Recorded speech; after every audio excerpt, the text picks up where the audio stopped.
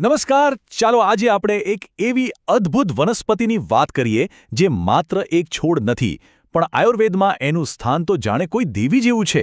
આપણે પ્રાચીન ગ્રંથોના આધારે તુલસીની અદ્ભુત શક્તિ અને એના ઉપચાર ગુણધર્મોને સમજવાની કોશિશ કરીશું.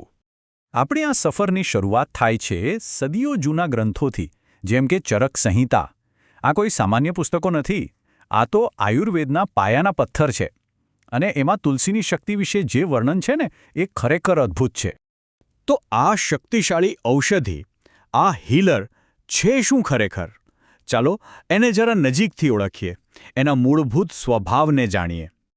તુલસીનું એક જ નામ નથી, એના ઘણા નામ છે. અને દરેક નામ એના કોઈ ખાસ ગુણને ઉજાગર કરે છે. જેમ કે સુરસા એટલે કે જેનો સ્વાદ સારો છે, પાવની એટલે કે પવિત્ર કરનાર, શુદ્ધ કરનાર, અને વિષ્ણુવલ્લભા એટલે કે જે ભગવાન વિષ્ણુને પ્રિય છે. આ નામો જ બતાવે છે કે આયુર્વેદમાં એનું કેટલું મોટું સ્થાન છે. હવે ભાવપ્રકાશ જેવા પ્રાચીન ગ્રંથોમાં તો તુલસીના ગુણધર્મોનું વર્ણન એક સુંદર શ્લોકમાં કરવામાં આવ્યું છે. આ શ્લોક જાણે કે એના આખા સ્વભાવનો સારાંશ આપી દે છે. ચાલો જોઈએ કે આ સંસ્કૃત શ્લોક આપણને શું કહે છે. તો આ શ્લોકનો સીધો સાદો અર્થ એ છે કે તુલસી સ્વાદમાં તીખી અને કડવી છે, અને એની તાસીર ગરમ છે. હવે આયુર્વેદના હિસાબે આ ગરમ અને તીખા ગુણો શરીરમાં કફ અને વાત દોષને શાંત કરવા માટે એકદમ પરફેક્ટ છે. ચાલો હવે વાત કરીએ તુલસીની પહેલી અને સૌથી મહત્વની ભૂમિકાની. એ છે આપણા ફેફસાના રક્ષક તરીકેની. ફેફસાના સ્વાસ્થ્યની વાત આવે ને, ત્યારે તો તુલસી એક માસ્ટર છે. એ શરીરમાં જામી ગયેલા કફને બહાર કાઢવામાં મદદ કરે છે, જેને આપણે એક્સપેક્ટોરન્ટ કહીએ છીએ. આ જ કારણ છે કે ખાંસી, અસ્થમા જેવી તકલીફોમાં એ અચૂક કામ આપે છે. અને અહીં એક ખરેખર રસપ્રદ વાત છે. ચરક સંહિતામાં એક ખાસ ઉપાય બતાવ્યો છે.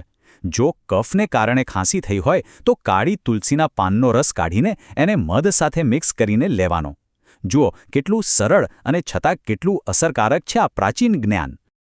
પણ વાત ખાલી સામાન્ય ખાંસી પૂરતી નથી. તુલસીનો વ્યાપ આનાથી પણ ઘણો મોટો છે. આયુર્વેદમાં તેનો ઉપયોગ યક્ષ્મા એટલે કે ટીબી જેવી ગંભીર બીમારીઓમાં, શ્વાસ ચડતો હોય ત્યારે, અને હેડકી જેવી સમસ્યાને કાબૂમાં કરવા માટે પણ થાય છે. આ બતાવે છે કે એ કેટલી શક્તિશાળી છે. શ્વાસનળીથી આગળ વધીએ. હવે જોઈએ કે તુલસી શરીરને અંદરથી કેવી રીતે શુદ્ધ કરે છે, એક સાચા પ્યુરિફાયરની જેમ. તુલસીની શુદ્ધ કરવાની તાકાત શરીરના ઘણા ભાગો પર કામ કરે છે. પહેલાં તો પાચન. એ જઠરાગ્નિને એટલે કે આપણી પાચન શક્તિને તેજ કરે છે. પછી ત્વચા. લીંબુના રસ સાથે એ દાદર જેવી તકલીફ માટે એકદમ જોરદાર ઉપાય છે. એટલું જ નહીં, એ પેટના કૃમિનો નાશ કરે છે અને શરીરમાંથી દુર્ગંધને પણ દૂર કરે છે. ખરેખર એક ઓલરાઉન્ડર છે.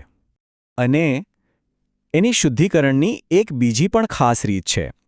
તુલસી શરીરમાંથી પરસેવો લાવીને તાવને ઉતારવામાં મદદ કરે છે. આથી જ એને એક અસરકારક, સ્વેદજનક એટલે કે પરસેવો લાવનાર ઔષધિ માનવામાં આવે છે. હવે તુલસીના એક વધુ ખાસ ઉપયોગ પર આવીએ. એ છે આપણી ઇન્દ્રિયો એટલે કે કાન અને નાકની તકલીફો માટે. તુલસીનો ઉપયોગ ઇન્દ્રિયોની સમસ્યાઓ માટે બહુ જ ટાર્ગેટેડ રીતે થાય છે. જેમ કે કાનમાં દુખાવો હોય કે પરુ નીકળતું હોય તો એના તેલના ટીપા કામ આવે છે. તો બીજી બાજુ જો નાકની કોઈ જૂની શરદી હોય તો એના સૂકા પાંદડાનો પાવડર નસ્ય તરીકે એટલે કે સૂંઘવા માટે વપરાય છે. મતલબ કે એક જ વનસ્પતિ પણ કાન અને નાક બંને માટે અલગ અલગ રીતે ઉપયોગી. અંતમાં ચાલો હવે તુલસીને એક મોટા પરિપ્રેક્ષ્યમાં જોઈએ. સમજીએ કે આખા શરીર તંત્ર માટે એ કેવી રીતે એક સાચો સાથી છે.